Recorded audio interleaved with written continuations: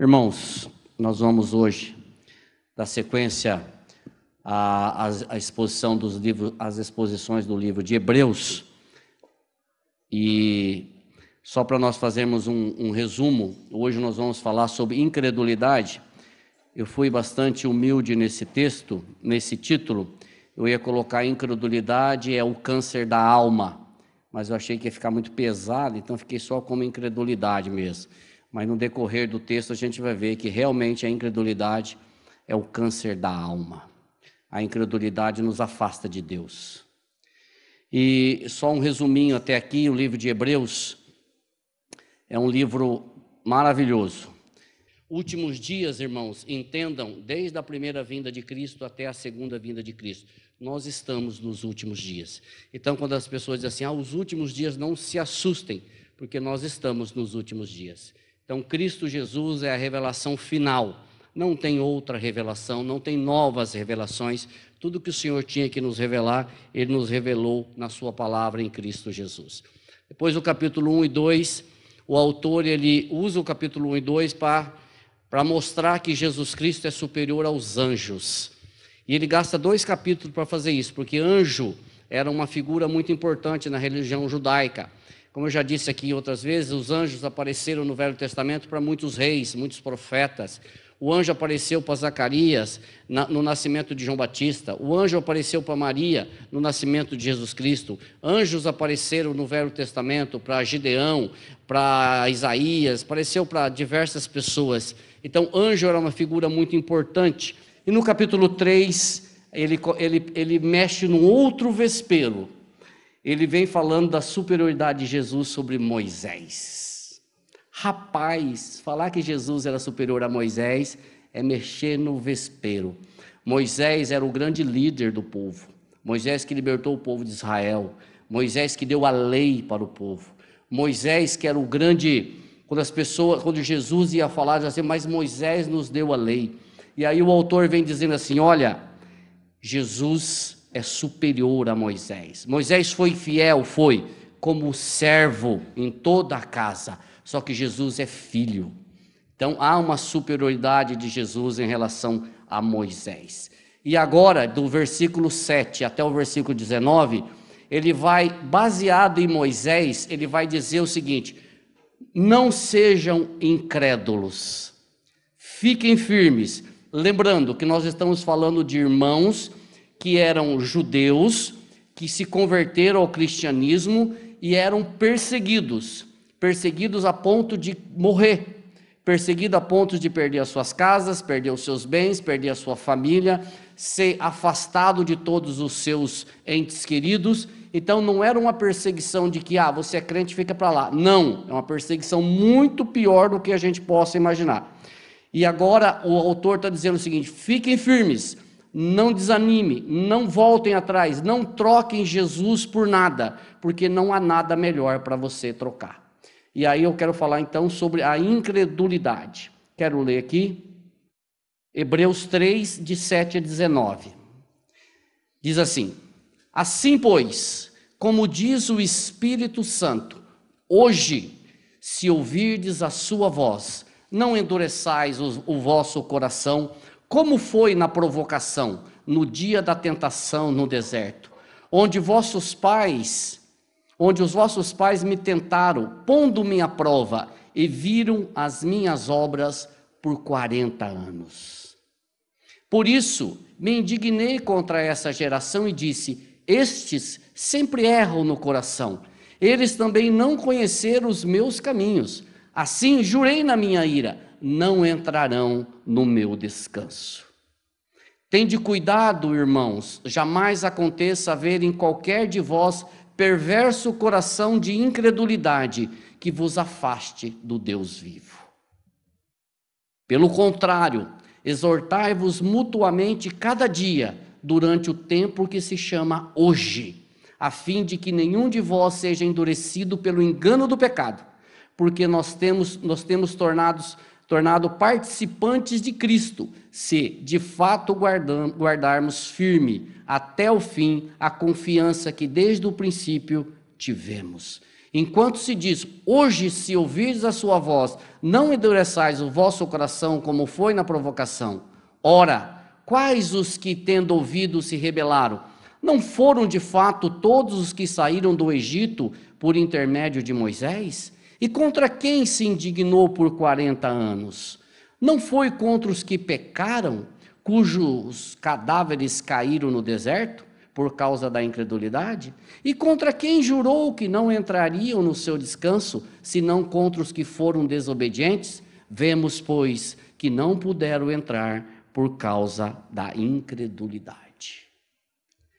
Peso é um texto pesado, não é? Ele dá uma advertência, ele dá uma condição e no final ele fecha dizendo, olha, a incredulidade foi o grande problema do povo no deserto. E a incredulidade, irmãos, não terminando a mensagem, mas começando, é o grande problema do povo hoje. Incrédulos. O povo não crê, o homem não crê. Se o Espírito Santo não atuar, o homem não crê. E essa geração que saiu do Egito, no deserto, ela sofreu as consequências das advertências feitas por Deus. Deus advertiu aquele povo. Não foi um acidente. O que eles passaram não foi acidente. Deus havia advertido eles sempre. Os filhos de Israel desafiaram a autoridade do Senhor por 40 anos. Por 40 anos. Não foi uma advertência pontual, não foi uma advertência ocasional, não foi uma advertência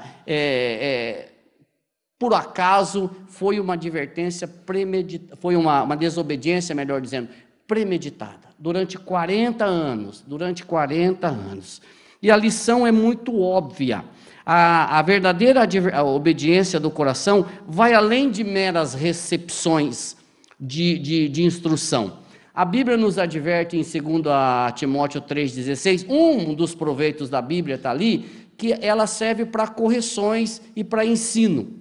Só que isso, nesse povo de Israel aqui, não foi suficiente, porque eles receberam instruções durante todo o período que eles caminharam no deserto. Só que essas instruções não foram suficientes para eles crer no Senhor. Nós já falamos aqui, em vários lugares, talvez vocês já tenham ouvido também. Muitas pessoas dizem assim, eu quero ver milagres, Irmãos, se ver milagres fosse causa, se através da visualização de milagres fosse suficiente para as pessoas crerem em Jesus Cristo, todo esse povo aqui teria crido, porque eles viam milagre todos os dias, o maná caía todos os dias, as codornizes vinham para dar carne, o mar vermelho foi aberto diante dos olhos dele, a água saiu da rocha diante dos olhos deles. Moisés jogou uma árvore numa água chamada Mara, que é amarga, que significa amarga, e as águas se tornaram doces. O Senhor colocava uma coluna de fogo, colocava uma nuvem para dar sombra, e mesmo assim o povo não cria. Então, milagre não é fator predominante para crer. Não é fator. Nesse versículos aí de 7, se eu volto lá, de 7 até 9, aonde ele diz assim, pois, como diz o Espírito Santo, esse texto está copiando, está plagiando, ele está realmente fazendo uma citação do Salmo 95, de 8 a 11. Ele está pegando o Salmo 95 e ele está trazendo para a realidade. E por que ele está fazendo isso? Ele está fazendo isso porque isso era conhecido do povo. O povo conhecia os salmos, conhecia os profetas. E ele está trazendo o Salmo 95 para eles e está dizendo uma coisa interessante. Ele diz assim, assim pois diz o Espírito Santo. Quando ele diz assim pois diz o Espírito Santo, sai da esfera da incredulidade e entra na esfera da fé. Sai da esfera da fala de Davi, entra na esfera da fala do Senhor. Quando o autor puxa aqui, é o Espírito Santo que está dizendo, além dessas duas razões, ele está dizendo o seguinte, isso é para nós também, Velho Testamento também é Bíblia. Velho Testamento também é Bíblia. Velho Testamento também foi foi inspirada pelo Espírito Santo. Muita gente acha que Bíblia é só Novo Testamento. Velho Testamento também foi inspirada pelo Espírito Santo. Aqui tem uma prova disso. Quando o autor diz, assim diz o Espírito Santo, e busca o Salmo 95, de 8 a 11, ele está dizendo, o que foi dito pelos profetas é coisa de Deus. E os profetas já disseram justamente isso. E ele diz, hoje, se ouvires a sua voz, não endureçais os vossos corações. Irmão, hoje é tempo real, hoje é tempo presente, hoje para eles era aquele dia, hoje para nós é hoje mesmo, não é amanhã, é nós aqui hoje, é você que me ouve pela internet, hoje é o dia. Se você ouvir a voz do Espírito, não endureça o vosso coração, não seja rebelde, não seja negligente, ouça a voz do Senhor, deixe o Espírito Santo falar com você, se renda ao Senhor, dobre os teus joelhos diante do Senhor, reconheça que você é um pecador ou uma pecadora, e que não há nada melhor neste mundo do que Jesus Cristo.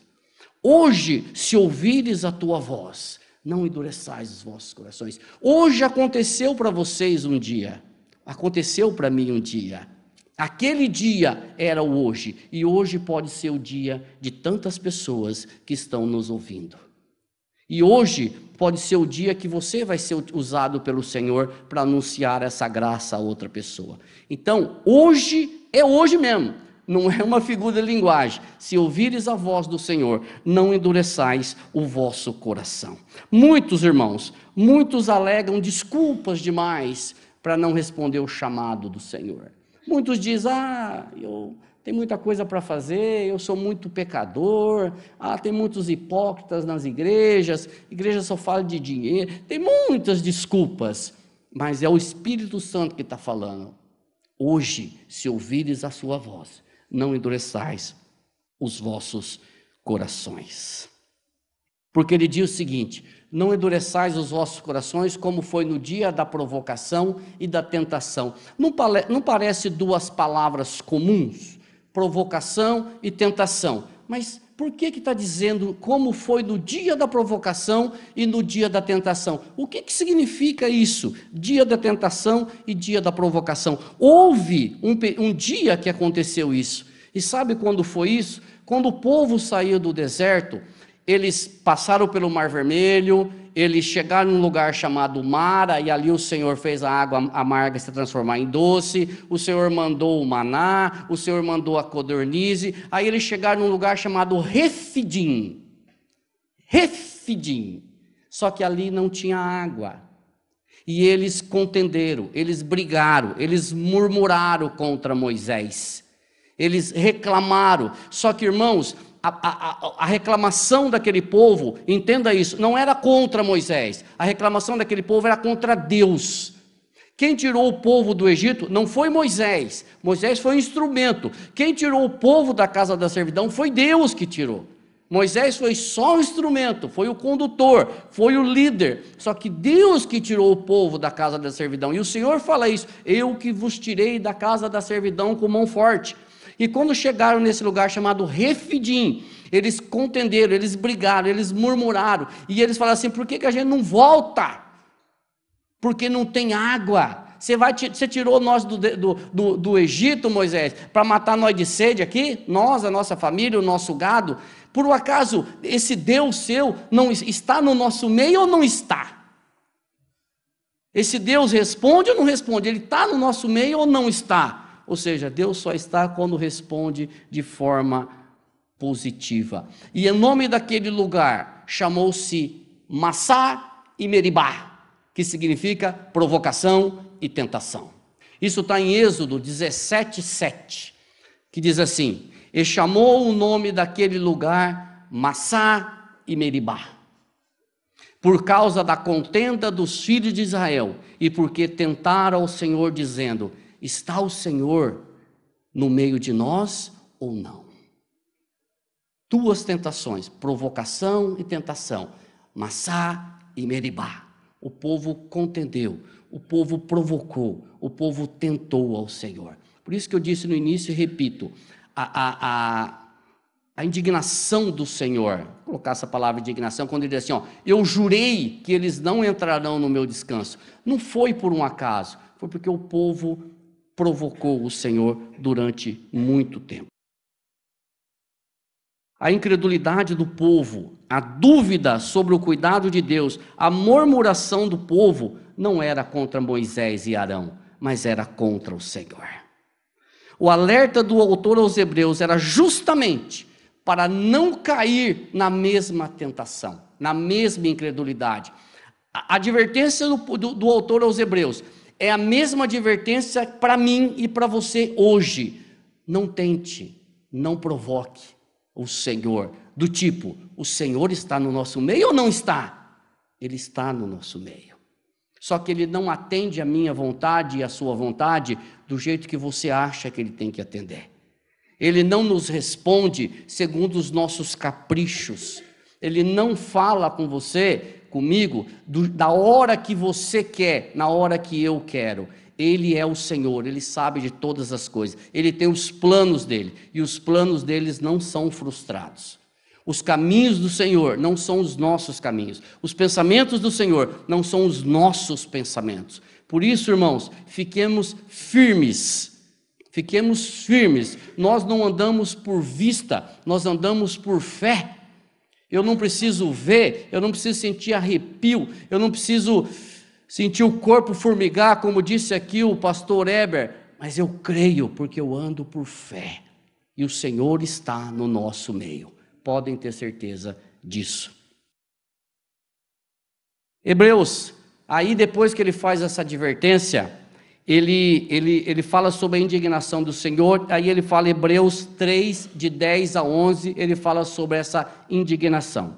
Quando diz assim, por isso, ou seja, por toda essa tentação, por toda essa provocação, por causa de Massá e Meribá, lá no deserto, porque o povo duvidou da presença do Senhor, de que o Senhor estava no meio dele, por isso me indignei contra essa geração e disse, estes sempre erram no coração, eles também não conheceram os meus caminhos, assim jurei na minha ira, não entrarão no meu descanso. Eis a sentença pela desobediência. Essa é a sentença pela desobediência. Não entrarão no meu descanso. O castigo de sua loucura constituiu em que foram privados do descanso que lhes fora prometido. E que descanso é esse, irmãos? Esse é um descanso físico, é Canaã, é a terra de Canaã, a terra que o Senhor tinha prometido, uma terra que daria leite e mel, é uma terra que eles entrariam e eles iam possuir essa terra para todo sempre. Na próxima mensagem, nós vamos falar sobre o descanso eterno, um descanso que homem nenhum pode dar, mas esse descanso aqui é o descanso da terra de Canaã. E é nesse descanso que eles não entraram. Se você ler a peregrinação do povo no deserto, você vai ver que duas pessoas entraram, Josué e Calebe. Nem Moisés entrou. A Bíblia nos diz que ele chegou à beira da terra de Canaã, num lugar chamado Monte Nebo, subiu no Monte Nebo, o Senhor permitiu que ele visse as terras, mas o Senhor disse que ele não entraria. Quem conduziria o povo para a terra de Canaã seria Josué.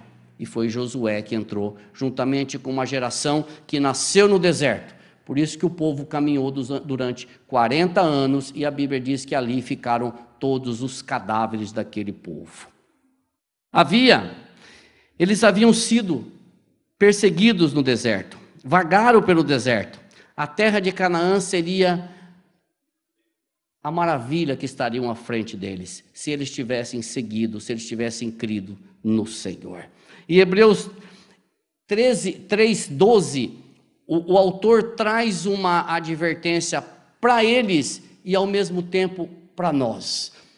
Lendo a Escritura, a gente tem certeza daquele texto que diz assim, a palavra de Deus é viva e eficaz. É mais cortante do que qualquer espada de dois gumes. Alguém disse que a Bíblia é tão atualizada quanto o jornal que vai sair amanhã. Você lê uma passagem dessa e diz, Senhor, isso é para mim? Olha o que diz Hebreus 3:12. Tende cuidado, irmãos, jamais aconteça haver em qualquer de vós perverso coração de incredulidade que vos afaste do Deus vivo. Irmãos, isso é atual, isso é para nós, isso é para nós hoje. Nós vivemos num sistema que tenta nos afastar cada dia do nosso Deus. Nós vivemos hoje, todos os momentos, sendo perseguidos, talvez de forma literal ou entre aspas, mas nós corremos um risco muito grande de sermos enganados.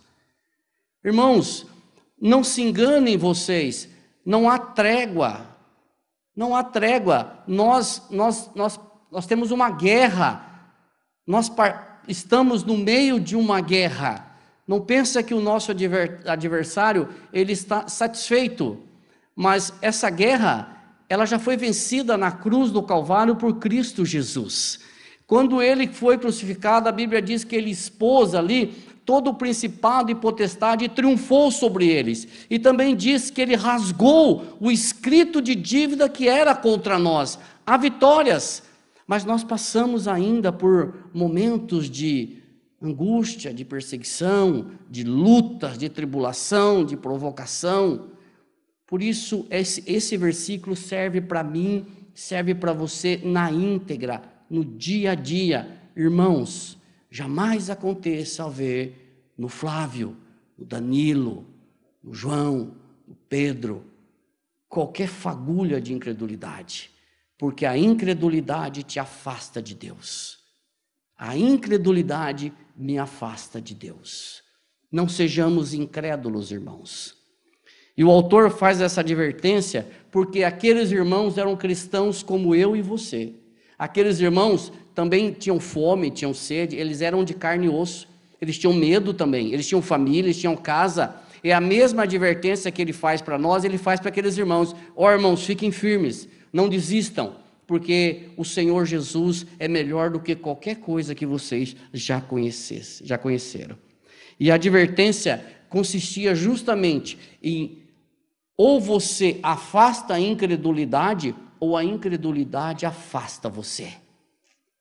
Não há meio termo. Ou nós afastamos a incredulidade, ou a incredulidade nos afasta de Deus. E aí você diz assim, você pode perguntar, mas ô Flávio, fácil falar, né? E qual que é a receita para isso? Qual que é a receita? A receita está no versículo 13, que nós vamos ler agora.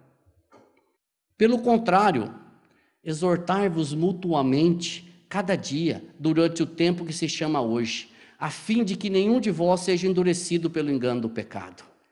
Irmãos, eu até anotei aqui, exortar não é apontar o dedo. Exortar é carregar as cargas um dos outros.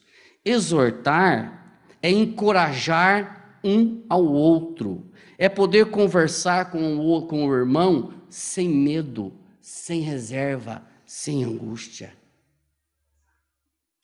Exortar é caminhar junto. Vocês querem ver uma coisa? Quando eu falo assim, Danilo, tudo bem? Eu torço para ele falar que está tudo bem. Ah, se ele falar assim, mais ou menos, então vai conversar com o Marco. Irmãos, quando eu falo para você, e outra coisa, quando eu digo para você assim, ô irmã, não é para ser bonito, não é porque irmão é bonito. Quando eu falo você é minha irmã, eu estou te dando liberdade para você me exortar mutuamente. É para dizer para você assim, ô Daniel, irmão, está errado aqui, filho. Esse caminho aqui, como dizia a minha velha mãe, vai dar com os burros na água, entendeu? Ou você volta para os caminhos, ou a incredulidade vai te afastar. Exortai-vos mutuamente. O Weber falou isso aqui, um dia desse aqui, sexta ou sábado, da exortação mútua. Deu para ter a liberdade de chegar para o Wagner e falar, Wagner, ó, eu estou percebendo que está assim e assim. Só que é o seguinte, eu estou dizendo que é mútua. Entendeu? É recíproca. Ele pode chegar para mim e falar a mesma coisa. Irmãos, isso Exortai-vos mutuamente a cada dia, durante o tempo que se chama hoje, a fim de que nenhum de vós seja endurecido pelo engano do pecado. É a liberdade de eu chegar e falar: Gustavo, vamos orar, irmão? Está acontecendo alguma coisa? Gustavo, tudo bem? Não estou bem, então eu estou aqui. Porque falar que você perguntar se está bem é fácil, mas se colocar à disposição, aí a gente pede para os diáconos ou os presbíteros fazerem. Mas, irmãos, é carregar os fardos, as lenhadas, as dificuldades, os problemas. Isso é exortar mutuamente. É isso que o autor está falando. Nós vivemos aqui numa comunidade, Só que nós somos irmãos, e como irmãos, nós precisamos ter a liberdade de chegar um para o outro. Alguém pode dizer assim, mas a linha de exortar e de se intrometer na vida do outro é muito fina. Eu concordo. Por isso que a gente precisa pedir sabedoria para o Senhor, para a gente não entrar na esfera da intromissão, do mal educado, sei lá a palavra que eu usar aqui que fugiu, mas a gente entrar na esfera do amor, da preocupação, do carinho, da preocupação de estarmos juntos nos caminhos do Senhor. É isso que o autor está dizendo, e é isso que eu queria falar para vocês. Eis o antídoto. O João Calvino, ele diz assim sobre este assunto, devemos, pois, opor-nos a esse perigo, falando sobre incredulidade, a esse perigo enquanto é tempo. É um perigo que ronda todos nós, já que não existe nada mais fácil do que nos deixarmos enganar. E é da decepção que se desenvolve em toda a extensão a dureza do coração. E é verdade. Perceba como quando uma pessoa tem uma decepção, daí começa a surgir a incredulidade, a dureza do coração, começa a surgir as dúvidas: Deus não me ama, ninguém me quer, eu sou um coitadinho, uma coitadinha, estou abandonado. É da decepção. E aí que entra a exortação mútua.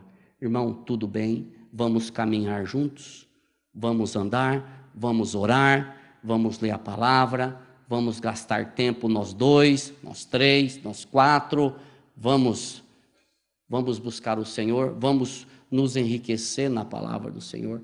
Isso que significa exortar-vos mutuamente. Dando sequência, eu quero ler agora Hebreus 3, 14 e 15. Por que eu posso fazer isso? É isso que diz 14 e 15.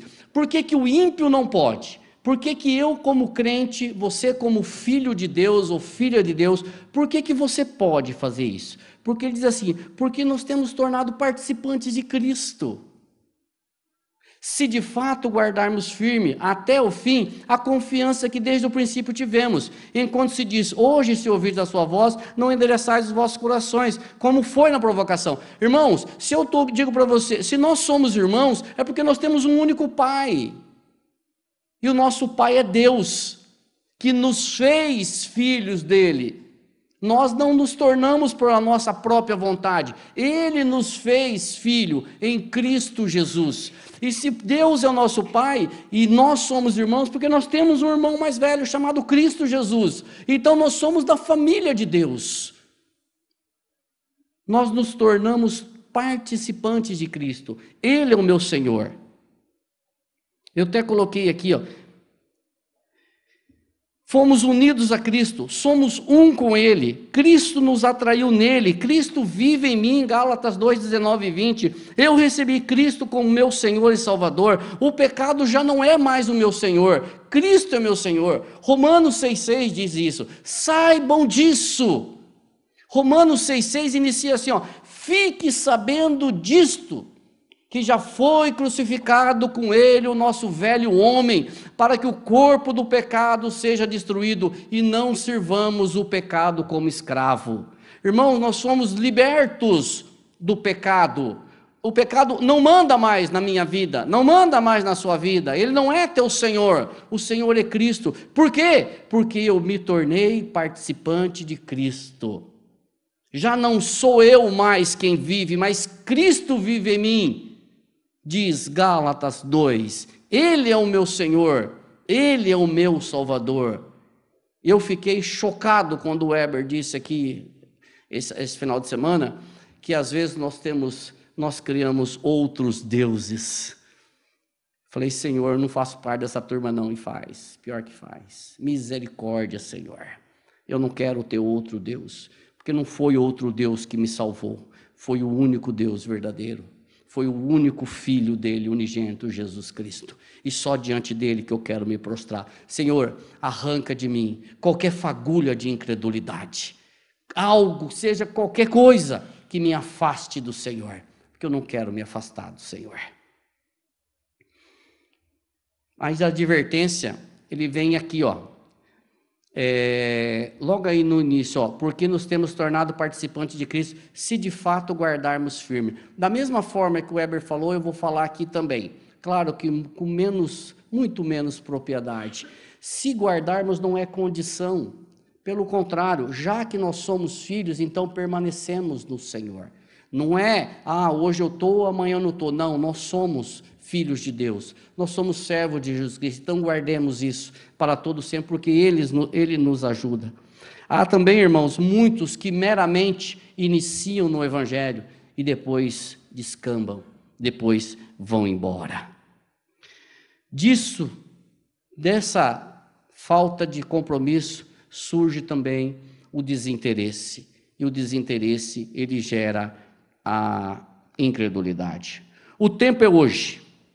Hoje, exemplo, se você ouviu o Evangelho hoje, se ainda você não é cristão, se ainda você não é filho de Deus, se ainda você não crê que Jesus Cristo é o teu Senhor e Salvador, se ainda você não se reconhece pecador ou pecadora, se você ainda acha que você vale alguma coisa, e você ouviu a palavra do Senhor, hoje é o dia.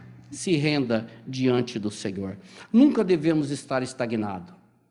Alguém disse que no mundo espiritual, ou nós avançamos, ou nós retroagimos. Não existe estagnado. Já ouviu que as pessoas dizem assim, eu estou parado.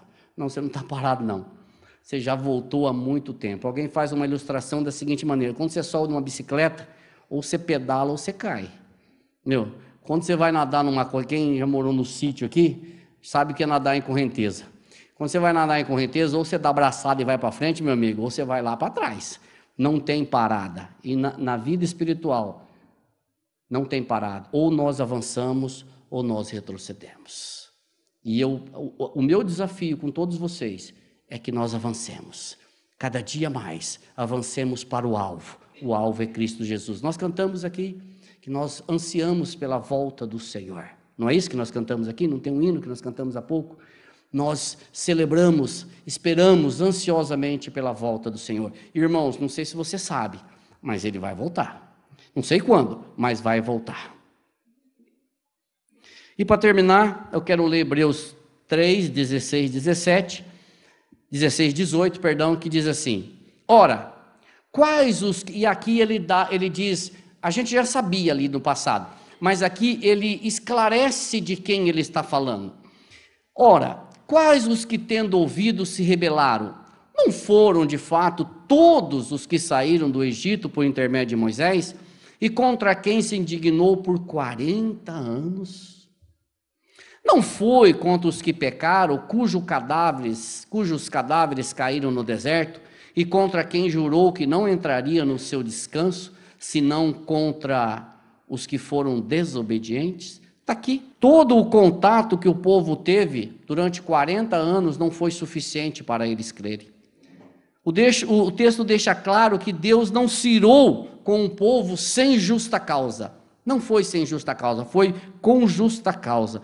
E para sustentar essa palavra, de que o autor aos Hebreus está falando Bíblia, está falando algo sério, Paulo usa a mesma passagem na primeira carta aos Coríntios. É um texto um pouco longo, mas eu quero passar. Capítulo 10, do versículo 1 ao versículo 11, vou passar aqui. Paulo usa a mesma estrutura para falar à igreja de Corinto. Ele diz assim, ora, irmãos, não quero que ignoreis que os nossos pais, ele está falando do povo que saiu do Egito, estiveram todos sob a nuvem, aquela nuvem que o Senhor colocava de manhã para fazer sombra.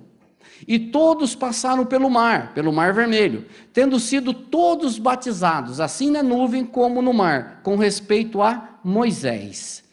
Todos eles comeram de um só manjar espiritual e beberam da mesma fonte espiritual, porque bebiam de uma pedra espiritual que os seguia, e a pedra era Cristo. Entretanto, Deus não se agradou da maioria deles, razão porque ficaram prostrados no deserto. E aqui Paulo dá um número. Ora, estas coisas se tornaram exemplo para nós, a fim de que não cobicemos as coisas más, como eles cobiçaram. Não vos façais, pois, idólatras, como alguns deles, porquanto está escrito, o povo assentou-se para comer e beber, e levantou-se para divertir-se. E não pratiquemos imoralidade, como alguns deles o fizeram, e caíram num só dia 23 mil. Não ponhamos o Senhor à prova, como alguns deles já fizeram e pereceram pelas mordeduras da serpente. Não murmureis, como alguns deles murmuraram e foram destruídos pelo exterminador. Estas coisas lhes sobrevieram como exemplos e foram escritas para advertência nossa, de nós outros, sobre quem os fins dos séculos têm chegado. Paulo usa essa mesma passagem para falar para a igreja dos Coríntios, e olha como é que ele termina aqui. Essa advertência é para nós e para aqueles sobre quem os fins dos séculos têm chegado. Opa, eu estou aqui. Esse para quem os fins dos séculos têm chegado, somos nós. Somos nós. Então, ele está dizendo aqui, essas advertências é para aquele povo, mas essa advertência é para mim também. Essa advertência é para vocês. Essa advertência é para você. Para você. Nós nunca vamos dizer assim, mas eu não sabia. Sabia sim, está escrito. Porque a Bíblia diz assim, tudo que foi escrito para o nosso proveito foi escrito. Ou seja, tudo que foi relatado foi inspirado pelo Espírito Santo, para que eu e você não cometemos os mesmos erros. Para que eu e você não caiamos nas mesmas ciladas, para que eu e você não sejamos enganados do mesmo jeito. É isso que Paulo está dizendo. É isso que ele está dizendo. E terminando mesmo, Hebreus 3,19, que é o último texto que nós vamos ler, diz assim, vemos, pois, que não puderam entrar por causa da incredulidade. Irmãos, a incredulidade precede a desobediência. Quando os nossos pais pecaram lá no Jardim do Éden, eles não pecaram inadvertidamente. Deus advertiu os nossos pais de que se eles comessem do fruto, eles morreriam. E eles não creram. Eles não creram, por isso comeram, e o resultado está aqui. Queridos, que o Senhor afaste de nós toda fagulha de incredulidade. Eu quero fazer aqui algumas aplicações para nós terminarmos. Hoje nós temos ceia. E eu quero fazer as aplicações em cima do texto de Paulo. Primeiro, versículo 6. Estas coisas foram escritas para exemplo e foram escritas para aviso nosso. Primeira advertência que eu já falei. As coisas que foram escritas é para nossa advertência e para aviso nosso. Segunda aplicação, a fim de que não cobicemos as coisas más. A fim de não cobicemos as coisas más, a exemplo do que eles fizeram. Uma outra aplicação, não vos torneis, pois, idólatras, como alguns deles. Idolatria não é só ter uma imagem para você se prostrar. Tem muita coisa que é idolatria. E muitos de nós, às vezes, nós temos outros deuses, como o Weber disse aqui. Uma outra aplicação, não pratiquemos imoralidades, como alguns deles fizeram e caíram num só dia 23.000. Uma outra aplicação: não tentemos o Senhor, como alguns deles tentaram e pereceram no deserto. E uma última: não murmureis, como alguns deles murmuraram. Eu queria dar um trabalho para casa, para você, tarefinha de casa. Chega na sua casa, lê esse texto aqui, 1 Coríntios, capítulo 10, de 1 a 11. Lê essa passagem com carinho, que você vai ver que é maravilhosa. Irmãos, que o Espírito Santo, que convence o homem do pecado, da justiça e do juízo, incomode os nossos corações a buscarmos o Senhor mais e mais no dia que se chama hoje. Não é amanhã, não é semana que vem, é hoje. Amém?